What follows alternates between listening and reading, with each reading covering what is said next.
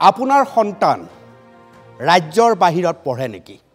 নিশ্চিতভাৱে অসমৰ প্ৰায় 30% এনে পিতৃ মাতৃ আছে যাৰ সন্তান আমাৰ ৰাজ্যৰ বাহিৰৰ বিভিন্ন চহৰত পঢ়ে।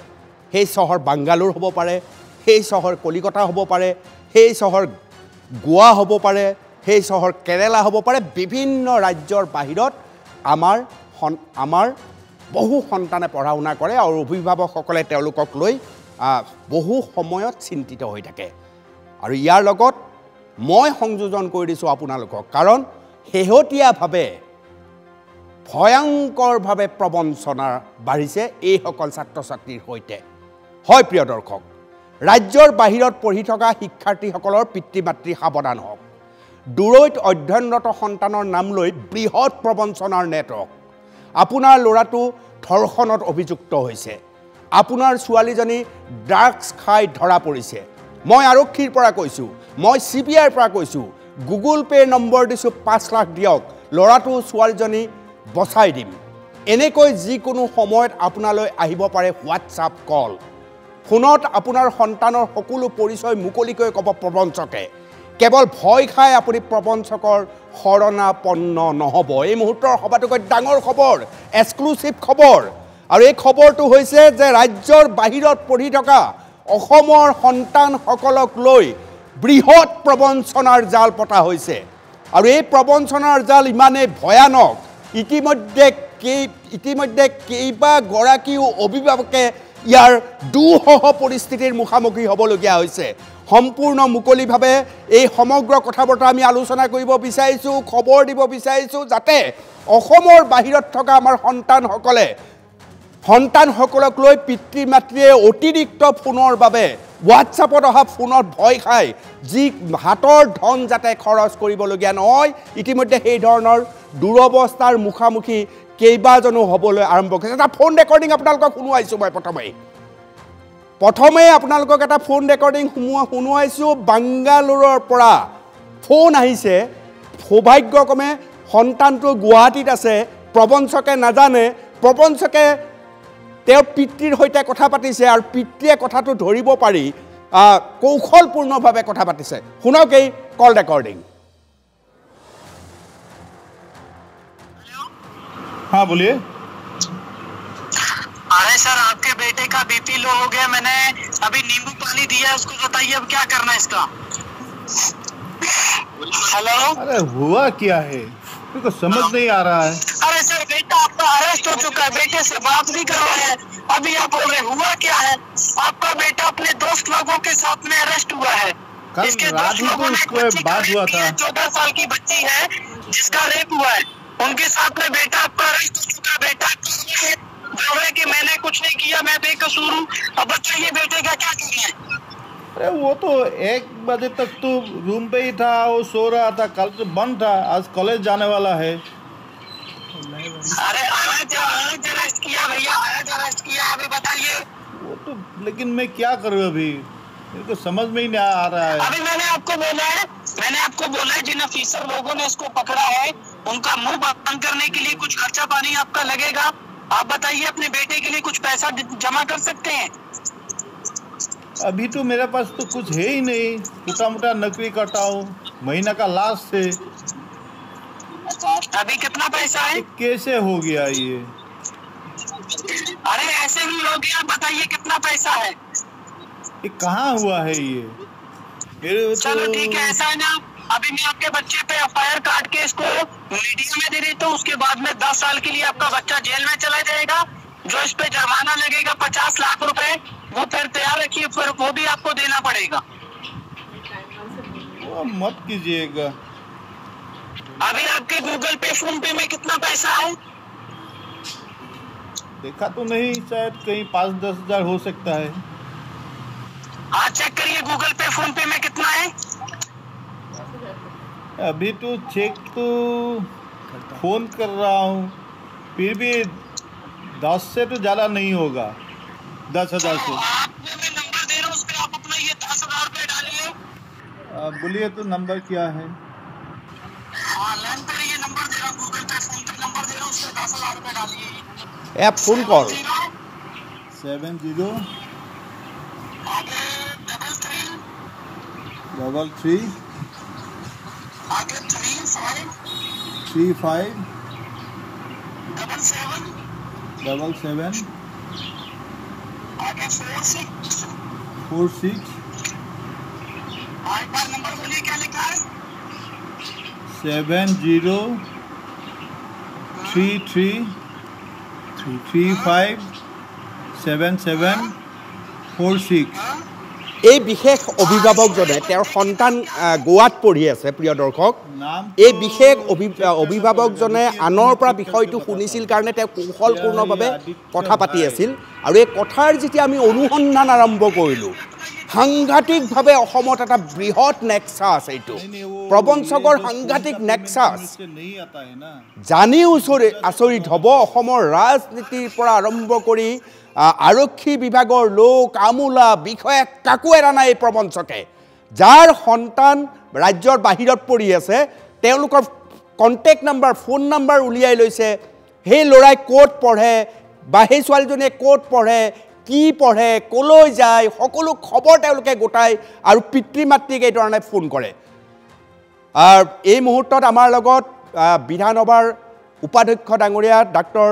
মমিন ডাঙৰীয়া আমাৰ লগত উপস্থিত আছে মই স্বাগতম জনাইছোঁ নিউজ ফ'কাছত আৰু এই এক ডাঙৰ চাইবাৰ ক্ৰাইম আপুনিও নিজে অভিজ্ঞ অকণমান জনাব নেকি এই বিষয়টো নমস্কাৰ অনুপমদা যিটো এতিয়া বৰ্তমানে খুব গোটেই ভাৰতবৰ্ষতে যিটো বিয়পি গৈছে এই চাইবাৰ ক্ৰাইম ধৰক হোৱাটছএপ কল কৰি পেলাই ভিডিঅ' কলো কৰে কেতিয়াবা আৰু কৰি পেলাই লগে লগে তেখেতসকলে এনেকুৱাকৈ এটা বৰ্ণনা কৰে যে আপোনাৰ ল'ৰা বা ছোৱালী খুব বেয়া কাম কৰিছে আমি এৰেষ্ট কৰি থৈছোঁ আৰু পুলিচৰ অফিচাৰ হয় CIDৰ অফিচাৰ হয় তেনেকৈ ধৰণৰ তেখেতসকলে চিনাকি দিয়ে আৰু চিনাকি দি পেলাই বহুত দেৰি কথা পাতি কিছুমান তেখেতসকলে এইটো মেকিং হেৰিটো থাকে যে কান্দা কুটাৰ শব্দ দেখুৱাই মাৰপিট কৰা শব্দ দেখুৱাই এইটো আমি 3rd ডিগ্ৰী টৰ্চাৰ দিছোঁ আমুক কৰিছোঁ তামুক কৰিছোঁ বুলি তাৰপিছতে অলপ পিছত আপোনাৰ ধৰক পইচা ডিমাণ্ড কৰে আৰু যেতিয়াই এনেধৰণৰ ফোন পায় নিশ্চয়কৈ তেনেকৈ পিতৃ মাতৃ আতংকিত হৈ যায় আৰু নাৰ্ভাছ হৈ পেলাই কি কৰোঁ কি নকৰোঁ হেৰি হয় আৰু তেতিয়াতে তেখেতসকলে পইচা ডিমাণ্ড কৰে ইমানখিনি পইচা দিয়ক তেতিয়া আমি ৰিলিজ কৰি দিম এই কিছু ব্যক্তি এই এনেকুৱা জালত পৰা দেখা যায় আৰু এই কিছু 15 দিনমান আগত মোৰ মিছেছলৈ তেনেকুৱা এটা ফোন আহিছিল ছোৱালী মোৰ বেংগালোৰৰ পৰা আহি আছিল এইটো এয়াৰপৰ্টত যেতিয়া চেক ইন হ'ল তেতিয়া ফোনটো আহিছে তেতিয়া অহাৰ পিছতে মোক ফোন কৰিলোঁ মই লগে লগে হেৰি কৰ ছোৱালীলৈ ফোন কৰিলোঁ এয়াৰপৰ্টত চেক ইন হৈ গ'ল তো মই কৈছোঁ এইটোতো ফেক কল এনেকুৱা ধৰণৰ হেৰি নাই তই হেৰি কৰ কি বুলি ভয় খুৱাইছিল মমিন ডাঙৰীয়া মই তেখেতসকলক ডাঙৰ বেয়া ক্ৰাইম কৰিছে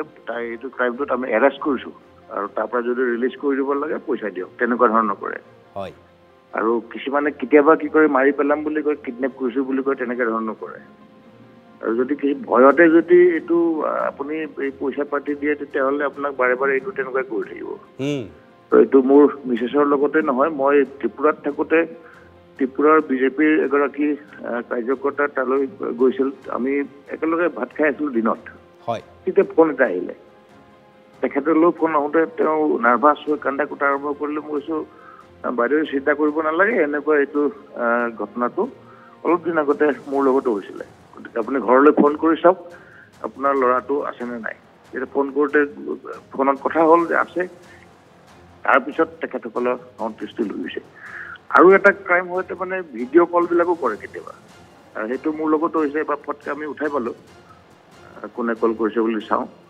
তেতিয়াতে অলপ পিছ মুহূৰ্ততে তাৰপিছত মই অচিনাকি দেখি পেলাই কাটিলোঁ তাৰপিছতে তেওঁ কয় আপোনাৰ ভিডিঅ'টো আপলোড কৰি দিম নেটত হেৰি কৰক মোক ইমান পইচা দিয়ক তেতিয়া ময়ো ক'লোঁ যে মোৰো ৰেকৰ্ড আছে আৰু মোৰ ৰেকৰ্ডটোতো গোটেই হেৰিত কি কয় সিকিউৰিটি থ্ৰেট কৰাৰ কাৰণে মোৰ ৰেকৰ্ডটো অলৰেডি পুলিচৰ হেৰিত ৰেকৰ্ড হৈ থাকে গতিকে আপোনাৰ গোটেইখিনি ডিটেইল ৰেকৰ্ড হৈ আছে আপোনাৰ লোকেশ্যনটো মই লোকেট কৰিম তাৰপিছত আপোনাক এৰেষ্ট কৰিবলৈ পুলিচ গৈ আছে বুলি মই যেতিয়া ক'লোঁ ভয়তে তেওঁ নাম্বাৰ হেৰি কৰিবলৈ পলালে তো তেনেধৰণৰ কামবিলাক হৈ থাকে গতিকে এইটো ক্ষেত্ৰত মই এটাই কওঁ যে হোৱাটছএপত যেতিয়া কল আহিব বা ভিডিঅ' কল আহিব তেতিয়াহ'লে আননোন নাম্বাৰ হ'লে কেতিয়াও উঠাব নালাগে ভিডিঅ' কল কিয় কৰিব ভিডিঅ' কল কৰা উদ্দেশ্যটো তেখেতসকলে মানে এইটো কোনো ৰেকৰ্ড কৰিব নোৱাৰে তেনেকুৱা ধৰণৰ এটা পদ্ধতি লৈ পেলাই কৰে আৰু কৰি পেলাই মানুহক সিহঁতৰ খুব মানে চফিষ্টিকেটেড হেৰি আছে সিহঁতে ৰেকৰ্ড কৰি বেলেগ ডিভাইচেৰে এই বস্তুবিলাক ব্লেকমেইল কৰে আৰু নাম্বাৰবিলাক আমাৰ এটা কল আহিছিলে +923080192124 এনেকুৱা নাম্বাৰৰ পৰা আহিছিলে কল তো তেনেকুৱা ধৰণৰ নাম্বাৰ অচিনাকি নাম্বাৰ যদি হয় হঠাতে উঠাব নালাগে আৰু প্ৰয়োজন নাই কাৰণ খুব যদি আৰ্জেণ্ট হয় কোনোবা কি হয় তেখেতসকলেতো মেছেজ পঠিয়াব যে মই আমুক তেতিয়া আপোনালোকে সেইটো কোন হয় কি নাই উলিয়াই ল'ব পাৰিব আৰু এনেকুৱা এইটো এটা দুটা নহয় বহুত কেছ আহিছে মই যেতিয়া সমষ্টিলৈ যাওঁ তেতিয়া বহুত মানুহে চাই এনেকুৱা তেনেকুৱা হৈছে পুলিচৰ তাত আছে আমুক তামুক মই এইটো মিছা কথা কোনো কেছ নাই কেছ আহিলে কোৰ্টৰ পৰা চামন আহিব আপুনি চিন্তা কৰিব নালাগে গতিকে ইয়াতে কলটো আপুনি ধৰিব নালাগে আৰু ইয়াত কোনো যোগাযোগ কৰি পেলাই পইচা দিব নালাগে আৰু এইটো পুলিচতো কমপ্লেইন কৰা হয় কিন্তু সেইটো মই 3-4 বাৰমান তেনেকুৱা হৈছে তেখেতসকলে কয় এইটো চাইবাৰ ক্ৰাইমৰ সেইটোত মানে ইণ্টাৰনেটৰ পৰা ফোন কৰে বুলি কয় আৰু সেইটো ফোনটো ডিটেক্ট কৰিব নোৱাৰে যদি নাম্বাৰ ফোনৰ ইউজ কৰা নাম্বাৰ হয় তেতিয়াহ'লেতো ডিটেক্ট কৰিব পাৰিব লোকেশ্যন কিন্তু ইণ্টাৰনেটৰ পৰা কৰা হ'লে ক'ৰ পৰা কৰে এইটো শ্ব' কৰিব ইয়াৰ পৰা কিন্তু অৰিজিনেলি তাৰ লিংকটো থাকিব আমেৰিকা বা বেলেগ দেশৰ সেই লিংকটোত মানে আমাৰ চাইবাৰ ক্ৰাইমৰ যিটো বিভাগ এইটো সফল নহয় তেখেতসকলে এই ক্ৰিমিনেলবিলাকক ধৰিবলৈ কাৰণে গতিকে একমাত্ৰ ইয়াৰ উপায় হৈছে সতৰ্ক হৈ থাকিব লাগিব আৰু কোনো ক্ষেত্ৰতে ভয় খাব নালাগে মানে কনফাৰ্ম কৰিব যদি কিবা হেৰি তেনেকুৱা প্ৰকৃততে ঘটনা হয় তেতিয়াহ'লে পুলিচ বিভাগ আছে পুলিচ বিভাগে তেখেতসকলে চামন দিব বা কোৰ্টৰ চামন আহিব কিবা আহিব তেতিয়াহে আপুনি এইটো হেৰি কৰিব লাগে আৰু আদাৰৱাইজ এনেকুৱা ফোনত মানে ভয় খাই পে'মেণ্ট কৰি দিয়াটো এইটো এটা মানে খুব ডাঙৰ এটা হেৰি ৰেকেট চলি আছে যে ভাল মানুহ সম্ভ্ৰান্ত মানুহবিলাকক হেৰি কৰে টাৰ্গেট কৰে সিহঁতৰ ইমেজ বেয়া কৰি দিব বদনাম হ'ব বুলি কয় কিন্তু তেখেতসকলে এইখিনি কৰি এটা পইচা ওলোৱাৰ হেৰি কাৰণ তেখেতসকলে এইটো ছ'চিয়েল মিডিয়াত দিব নোৱাৰে ছ'চিয়েল মিডিয়াত দিলে লগে তাৰ লিংকটো পাব তেখেতসকল ট্ৰেপ কৰাৰ কাৰণে সুবিধা হ'ব গতিকে তেখেতসকলে কোনো পধ্যেই এইটো ছ'চিয়েল মিডিয়াত নিদিয়ে আৰু দিব নোৱাৰে দিলে ধৰা পৰিব গতিকে সেইকাৰণে ভয় খাব নালাগে কোনো এইটো ক্ষেত্ৰত আৰু ফোনবিলাকো উঠাব নালাগে আৰু উঠায়ো নাৰ্ভাছ হৈ পেলাই পইচা পাতি দিয়াৰ ক্ষেত্ৰত তেখেতসকলে কোনো পধ্যেই আগবাঢ়ি যাব নালাগে আৰু কিবা দৰকাৰ হ'লে পুলিচৰ সহায় ল'ব লাগে লোকেল থানাৰ পৰা কিন্তু আকৌ মই কৈছোঁ যে পুলিচৰ ফালৰ পৰা এইটো যিবা সহায় বিচাৰি লৈ ইয়াৰ ক্ষেত্ৰত খুব এটা কৰিবলগীয়া নাথাকে পুলিচে খুব এটা সহায় আপোনাক কৰিব নোৱাৰে কাৰণ নিজে সাৱধান হ'ব লাগিব সেইটো এটা মেইন কথা নিশ্চয়